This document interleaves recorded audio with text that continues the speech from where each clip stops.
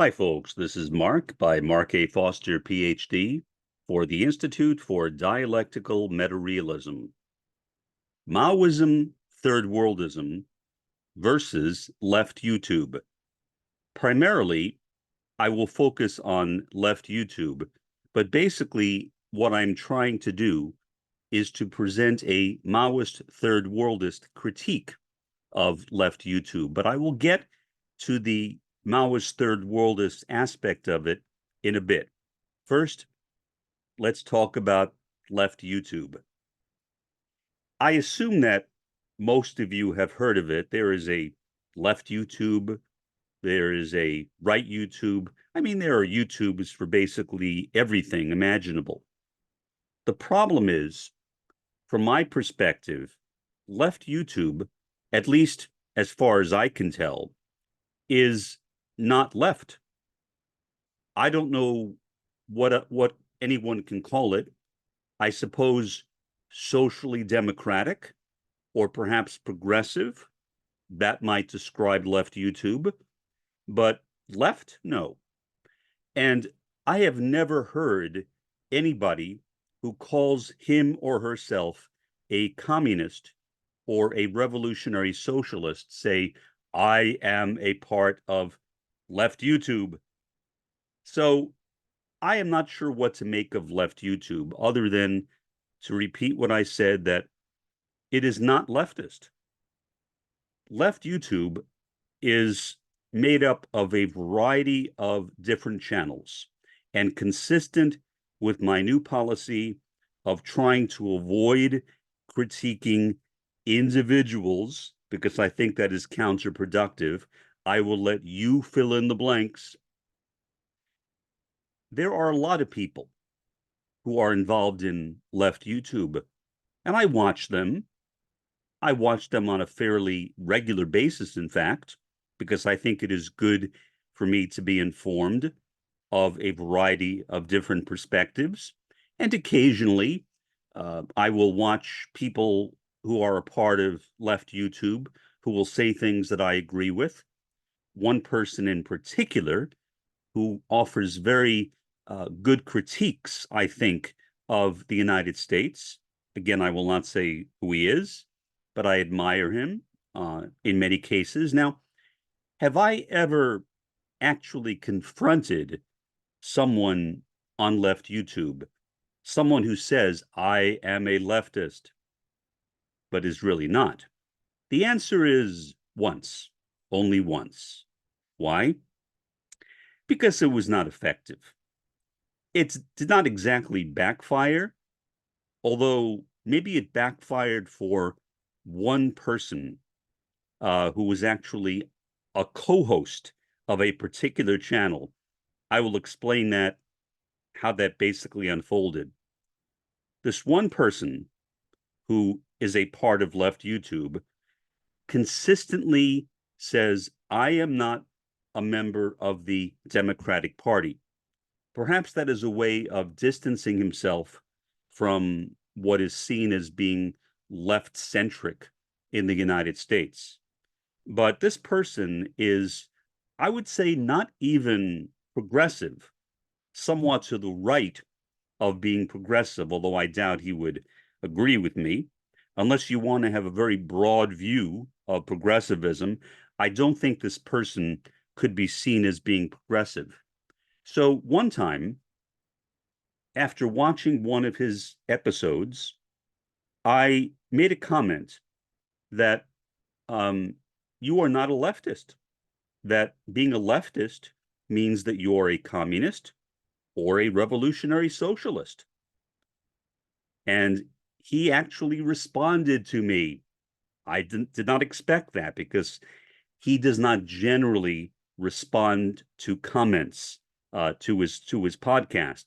But he responded to me by basically saying, no, he disagreed with me. And so did his sidekick, who is no longer his sidekick, disagree with me. But I decided to keep it up. So I watched his podcast a few more times after that. And then I noticed that he got a caller who said, how is the relationship going on between you and this other left YouTube channel? Basically, they had this channel had entered into a kind of partnership agreement with another, even larger YouTube channel, and I will not mention them by name. And he got angry. This particular YouTuber got angry. He basically yelled at the caller for suggesting that he was still in a relationship with that particular other channel. I wrote a comment and I said, why did you get angry at the person? I mean, I remember when you had that relationship. As far as I know, you still had it. I don't recall you ever saying that you no longer were in it. What happened? A day after I made that comment, his sidekick quit. He quit. Do I know for sure that he quit because of my comment? No. He might have quit for other reasons, but I think it was very coincidental that he quit right after I made my statement criticizing his really nasty comment to that caller. I don't know why he made it, other than he's kind of a nasty person. That's, I think, part of his disposition. You see why I'm not mentioning him by name? That's why. But in any event, that was the only time I ever confronted somebody directly on left YouTube. And it didn't have any effect other than I think possibly this other individual on the channel quitting. And he had some excuse for it. He didn't want to move this place or that place, but I didn't buy it. I think this person quit because he was angry at how the host treated the caller. That's my impression. Could I be wrong? Yes, I could be wrong. But he's a human being, a nice person, unlike the host of the show, who I would not call exactly a nice person. And so I would understand that he was offended by how the host treated this caller. Was rude to him for, as best I could see it, no reason. Okay, so in any event, left YouTube. Why is left YouTube, at least as I understand it, at least going to the channels that identify with left YouTube, or the channels that other people say are a part of left YouTube? Why do I say that those channels are not leftist? Simple. Because they do not support communism or revolutionary socialism. Take your pick. Call it one or call it the other. If you do not support communism or revolutionary socialism, you are not, in my view, a leftist. Progressivism is not leftism. I guess you could say, to use my common term, it is leftish. I like that term, leftish. I coined it, I think, as far as I know, I coined it. Or perhaps left-centric, I guess. You could say it's left-centric. But leftist? No. I mean, I have never been to a communist channel or a revolutionary socialist channel and heard that person say, I am a part of left YouTube. Sadly, there are even some so-called communist channels, which are not really, in my view, communist. They too are basically socially democratic or progressive. So it takes a lot of digging on YouTube to find real communist or revolutionary socialist channels. But when I look at my own Maoism-Third worldism, in which I see the third world and the fourth world being stepped on by the first world, and particularly by the United States, which heads the first world, and how the third world and the fourth world, although like the first world, lying within the capitalist world system, being a victim of that system, not being a beneficiary.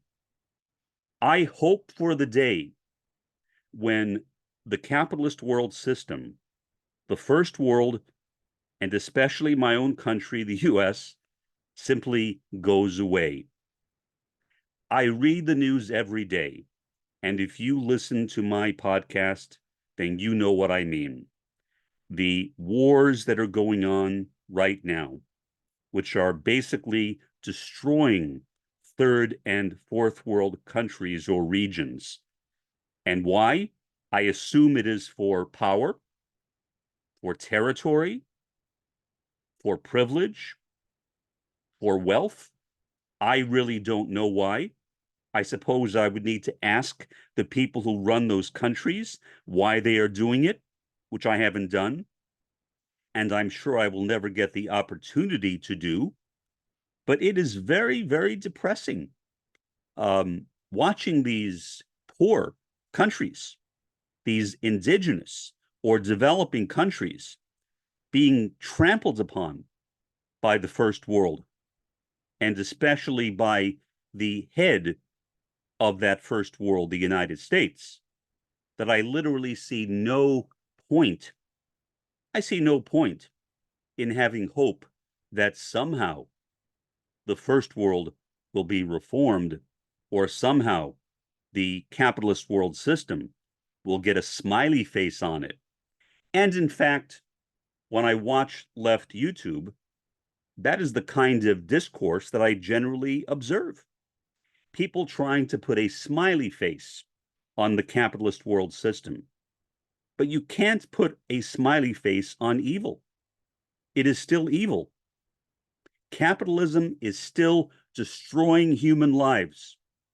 As I speak, in Gaza and in Ukraine and in many other places, capitalism is destroying human lives. It cannot be reformed. Edward Bernstein, the originator of evolutionary socialism, which was opposed very brilliantly and very heroically by Red Rosa Luxemburg, that was basically the genesis of democratic socialism, I guess, or social democracy, or progressivism. That's where it started, at least in the modern sense. And it has continued to do nothing but disappoint. At least disappoint me. I have no hope that the first world is going to change.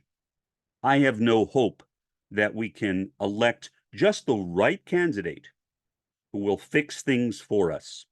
And yet on left YouTube, I regularly see people supporting this candidate or that candidate. I just watched a program, a channel on left YouTube, which is supposedly a part of a communist YouTube network. And yet she was talking about her support for a particular progressive politician. And I will not mention that person's name either. And I thought to myself, this person is a communist and she is supporting a progressive? What's more, she is supporting elections. I say that as someone who has never voted. I have literally never voted.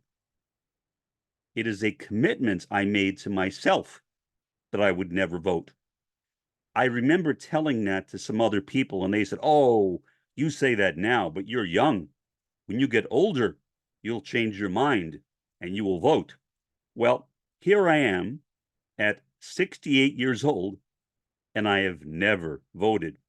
And I can promise you that till my dying day, which might be tomorrow for all I know, I still will never vote. Why? Because there is no hope in the capitalist world system. Why vote for somebody to become supposedly a better leader within it? There is no such thing as a better leader in capitalism. Capitalism itself is a bankrupt system, and it deserves to rot. And it will rot eventually. I wish I knew when. I don't. I wish I were a seer, at least to that extent, so I would have some more confidence, so I would not be as much of a pessimist as I am, so I would not be as much of a cynic as I know I am. I do not like being a pessimist. I do not like being a cynic, but the reason is because although I believe that if there is going to be a revolution, it will occur at some point in the future, in the third world, in the fourth world, or in a place that is both. I have no assurance of that. It might be that we blow ourselves up. It might be that we destroy ourselves through climate change, in which case all of this, all of my efforts at conscientization will have come to naught. That is why I am a pessimist and a cynic, because I see no real hope right now. I do see opportunity. There certainly are opportunities, and we are presented with many. But regrettably, we have passed each one by. I saw, I think incorrectly, 9/11 as one such opportunity. But at that time, I was not really as much aware as I am now of the basic impotence of the first world. But I thought, well, if anything will spur the United States to overturn the capitalist system, or will raise up revolutionaries within the United States to overturn the capitalist world system, it was 9/11. But what happened? The opposite. We had the war in Afghanistan, the war in Iraq, and the war on French fries, replacing French fries with freedom fries, power to the rednecks. That was what happened after 9/11. The rise of the right. The right became inspired by it, and the right became more powerful. There was no resurgence of the left. That is what I wanted. In the United States, the left basically died. It basically died with the new communist movement. That was the end of the left. The new communist movement was the last stage of the new left, and I was involved in the new left. And I considered myself to be a communist. I was an uneducated communist. I will admit that. I did not really fully understand what communism was, but yet I still identified myself with it. And as the years went on, I became more and more class conscious to the point where now I am a committed Maoist-Third worldist, a committed socialist from below, third worldist, fourth worldist, which is simply my term for Maoism, third worldism. I am really committed to it. I have not been committed to anything in terms of changing the world as much as I have been to Maoism, third worldism. And yet I see this disgusting left YouTube exists all around me. And whenever I go onto YouTube and I look for a left channel, generally that is what I find. I don't find a left channel. I find left YouTube, which is progressive or socially democratic. So you see why I am pessimistic. You see why I am cynical. But I have a certain degree of hope, even amidst that pessimism and cynicism, that perhaps the world may surprise me. Perhaps it will. I don't know. I'm not confident about anything these days, especially seeing the wars going on right now in places that I love but have never been to. My confidence is pretty much at an all-time low, and yet I have hope. I have hope that somehow the third world or the fourth world may at some time after the end of the capitalist world system and the end of the first world as we know it, that the third world and the fourth world will rise up and stage revolutions, which will lead to communist or revolutionary socialist societies from one end of the earth to the other. I am hopeful that that may happen, but that is basically what I call it, hopefulness. Hopefulness without much confidence. Because I keep on looking for confidence, and everywhere I look turns out to be a disappointment. And that's why I'm pessimistic. That's why I'm cynical.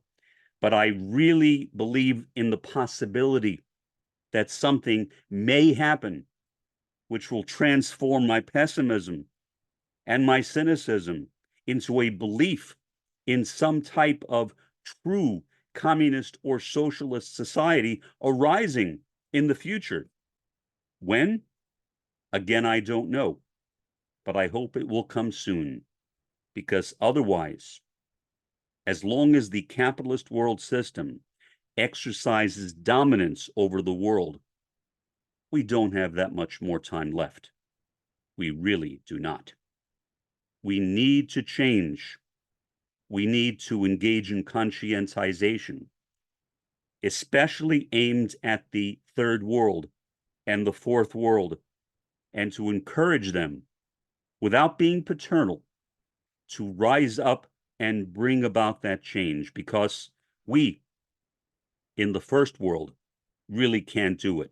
We simply do not have the dialectical or revolutionary potential to do that. For the time being, this has been Mark, by Mark A. Foster, Ph.D., for the Institute for Dialectical Meta-Realism. Have a pleasant day and an even better day tomorrow.